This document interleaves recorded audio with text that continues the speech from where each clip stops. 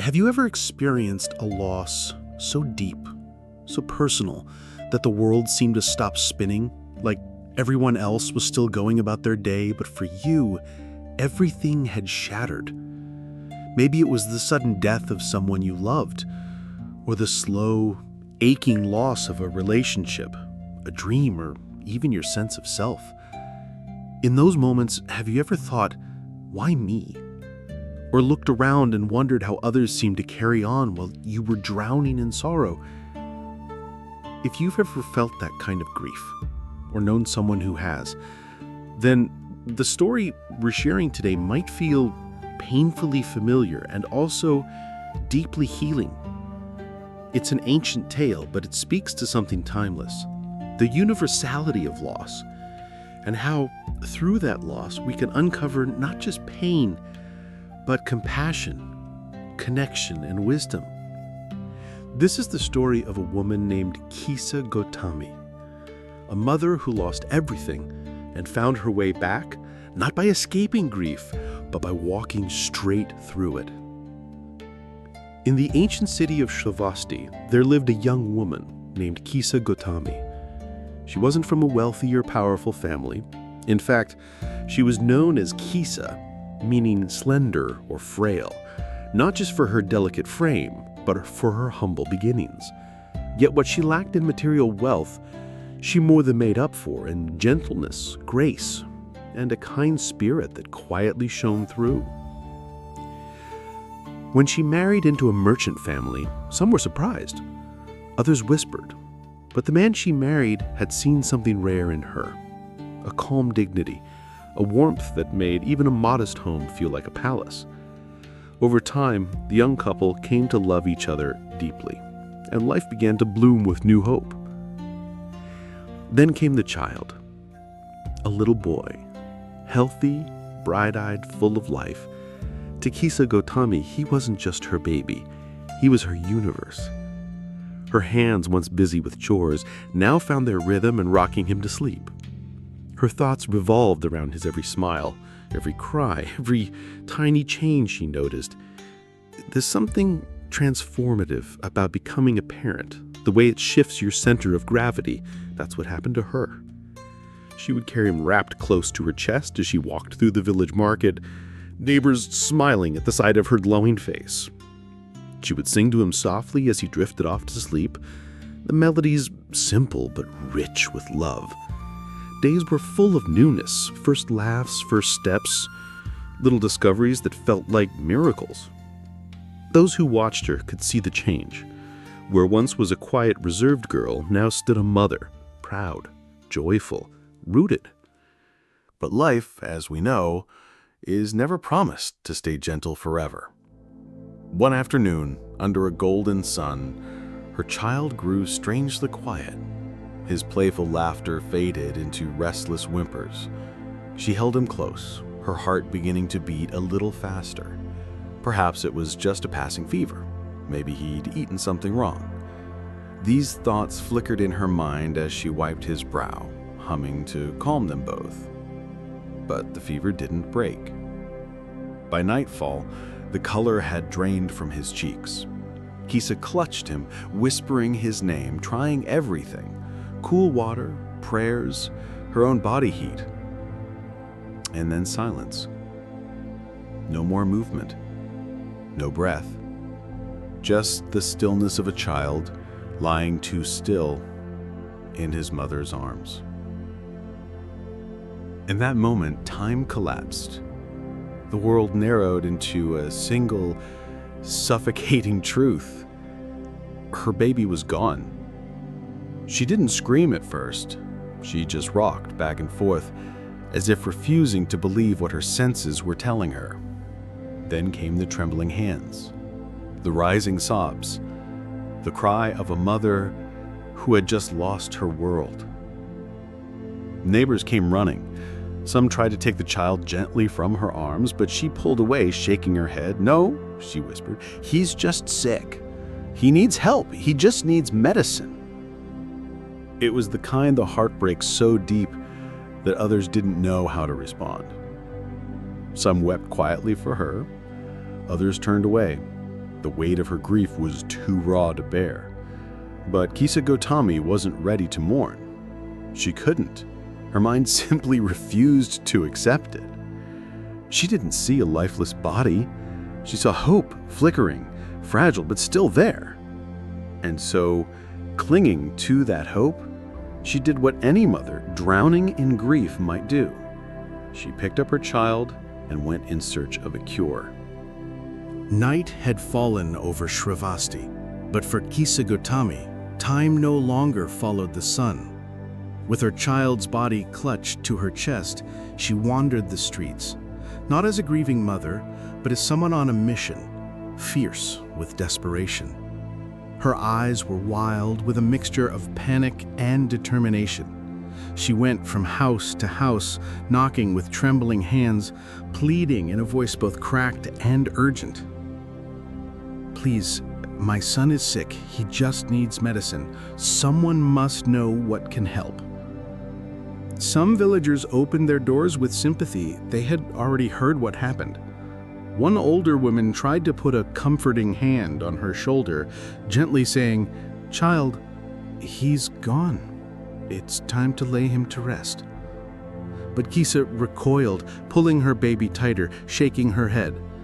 "No, he's just asleep, just ill. I know he can be saved."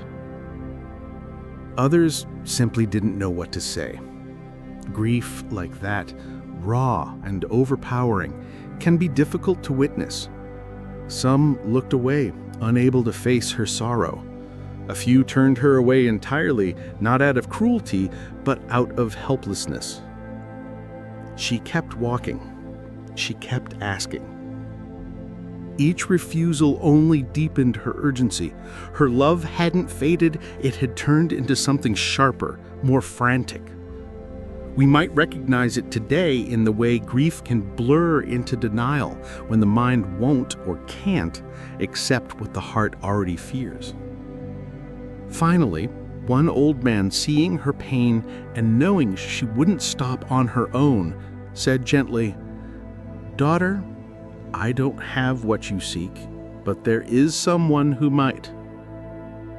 Kisa turned to him like a flame drawn to the wind. Who can help?" The old man spoke with reverence.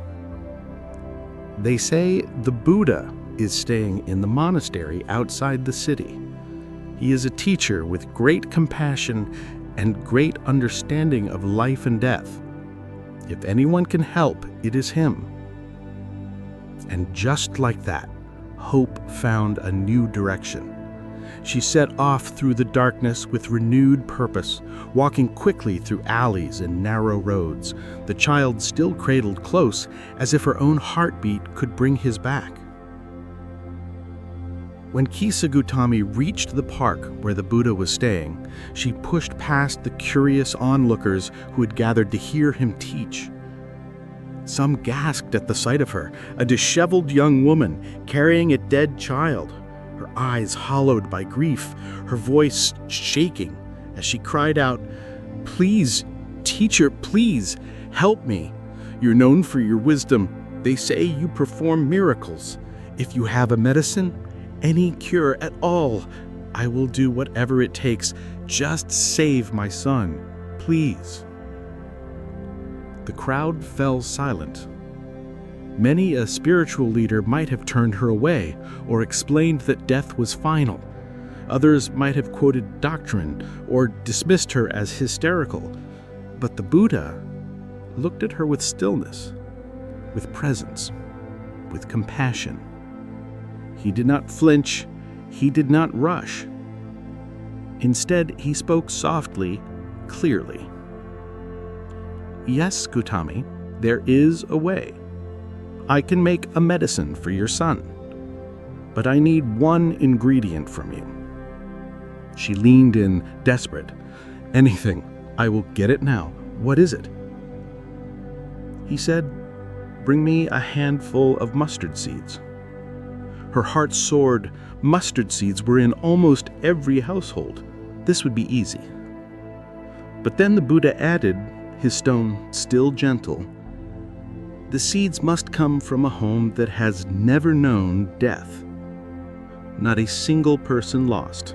No parent, no child, no servant, no friend. Only then will the medicine work. Kisa's breath caught. She nodded quickly, confident. There must be such a house somewhere, she would think. She rushed into the city again, more determined than ever. At the first house, a kind woman opened the door and agreed to offer mustard seeds. But when she asked, "Has anyone died in this home?" she grew quiet. "Yes, we lost my father last winter." Kisa nodded politely and moved on. At the next house, a young man said, "Yes, of course we have mustard seeds." But when she asked the question, his face fell. "My sister died as a child," he said softly. One after another, the same pattern repeated. House after house, door after door.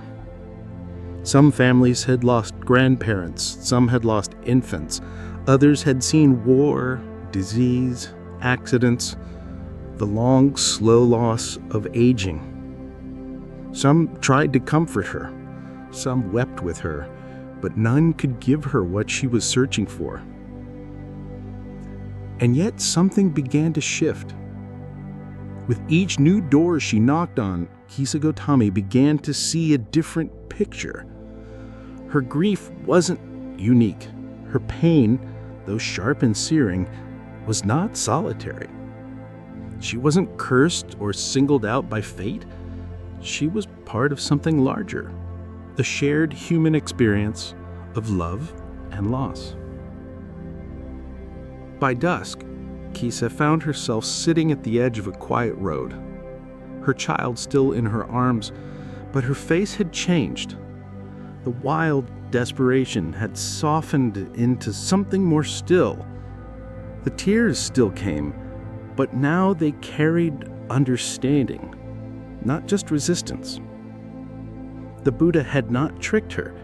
He had not refused her. He had simply led her to the truth by letting her discover it herself. As the last golden rays of the sun dipped below the rooftops of Shravasti, Kisa Gotami sat in stillness for the first time since her world had fallen apart. The little body of her son lay gently wrapped in cloth beside her. She had knocked on countless doors, spoken to strangers from every walk of life, and in doing so, had touched the quiet, hidden sorrow of an entire city. No one, not a single household, had escaped death. Some had lost loved ones recently. Others spoke of old wounds, buried memories. Every door she had opened something within her. And with that realization came a new kind of grief. Not the sharp, breathless agony of losing her child, but a softer, more expansive sorrow. A grief that held space for others. A grief that began to transform into empathy. She stood up slowly, lifting her son with reverence. Her footsteps were no longer frantic, they were steady. At dawn, she returned to the park where the Buddha was teaching. The crowd, seeing her approach, hushed. She carried no mustard seeds, only her child, and a calmness that had not been there before. Kisa knelt before the Buddha. Her voice was quiet but clear. "Teacher, I did not find the seeds. Every house I visited, every single one had known death. I understand now that death comes to all. My grief made me blind to this truth. I thought I was alone, but I see now that I am not." The Buddha looked at her with deep kindness and said, "You are not alone, Gotami. No house is free from sorrow. No life is untouched by impermanence." He then taught not only to her, but to all those gathered. All things that arise will pass away. Just as flowers bloom and fall, just as the moon waxes and wanes, so too must all who were born one day die. But in seeing this clearly, not with despair but with understanding, we can soften the grip of suffering. There is no miracle, no magical resurrection. But in those words, something inside Kisa Gotami shifted forever. Her son was still gone. That truth would never change. But the meaning of her grief had changed. She no longer clung to her sorrow as something that isolated her. She embraced it as something that connected her to every parent, every child, every human being who had ever loved and lost. She laid her child to rest. And she did so not in denial, but in acceptance. In the weeks that followed, Kisa Gotami made a decision that surprised many. She chose not to return to her old life, not right away. Instead, she asked to stay near the Buddha. She entered their spiritual community of practitioners, finding solace among those walking the same path of seeking, of healing. Over time, Kisa's name became known far beyond Shrivasti, not for her suffering, but for her strength. She became a source of comfort for others, especially those who had endured loss. She would sit with grieving mothers and speak to them not with doctrine, but with the deep knowing of someone who had once cradled her own sorrow in both arms. Her grief had become her teacher. Her loss had become her doorway to compassion. Kisa's journey speaks directly to our modern lives. We may not carry a lifeless child from door to door, but we do carry invisible griefs to our daily routines, the loss of loved ones, relationships, dreams, health, or certainty. And in those moments, we often ask, why me? But what if the real question is, how can I find connection in this? The Buddha didn't offer her a cure. He offered her a deeper truth, that suffering is universal. And when we see that, we can begin to transform our pain into compassion, into wisdom. In today's world, we often avoid talking about death or grief, but denying impermanence doesn't prevent it. It only isolates us. Kisa's story reminds us that acknowledging loss is not a weakness, but a path toward healing. Because when we see that others carry burdens too, we soften, we listen more, we judge less, we hold each other through the hard things, and slowly we begin to heal, not alone, but together. So, what does this ancient tale mean for us? For those of us navigating the complexities of modern life, balancing work, family, and personal dreams, all while quietly carrying the weight of grief or emotional loss. Let's begin here. Have you ever felt like the world simply didn't understand your pain? That you were the only one going through something hard? Whether it was heartbreak, a major setback, the death of a loved one, or even just the invisible exhaustion of holding everything together. That was Kisa Gotami. She wasn't unreasonable or overly emotional. She was human. She loved deeply. And when she lost what she loved, she couldn't imagine how the world could go on. And in her desperate need for relief, she did what so many of us do in our own way. She ran toward solutions, toward fixes, toward anything that could help her escape the ache of grief. But what the Buddha offered her wasn't escape, it was understanding.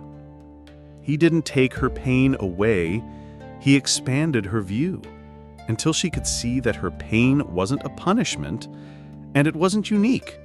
It was something she shared with every human heart.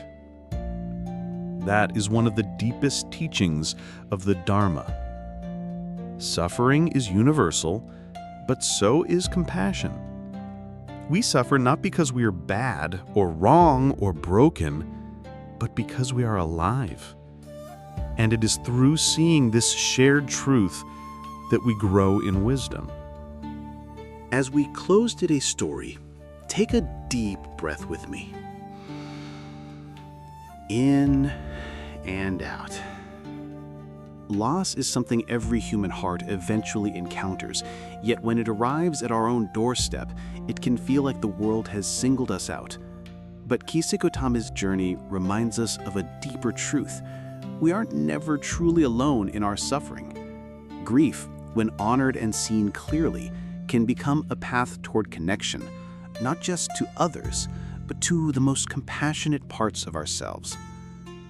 Maybe you too have knocked on invisible doors, searching for answers, healing, or peace. And maybe those doors have led you, like Kisa, not to a miracle, but to a shared understanding. That life is precious because it is fleeting, and that love, even in loss, has the power to open our hearts to others.